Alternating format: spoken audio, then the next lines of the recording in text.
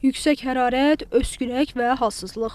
Son günlər həm uşaqlar, həm də böyüklər arasında yayılan virus infeksiyası əsasən bu əlamətlərlə özünü göstərir. Paytaxt sakinləri deyirlər ki, xəstəliyə yoluxanlar daha çox məktəblilərdir. Digər qrip viruslarından əsas fərqi isə uzun müddətli olmasıdır. Yüksək hərarətlə başlayır, davamlı yüksək hərarət olur. Ardasa 3-4 gün davamlı olur. Öskürək, qarın ağrıları, hərarətlə bəzən qusmalar da müşahidə olunur. Daha çox uşaqlardadır. Bir qohum tanıyıram.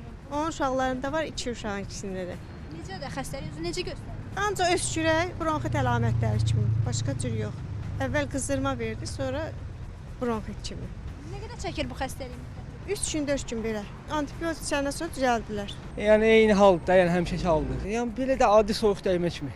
Həkim infeksionist Təyyar Eyvazovun sözlərinə görə payız-qış mövsümləri qrip viruslarının aktiv olduğu dövrdür. Adətən fevral ayına qədər yoluxmalar davam edir.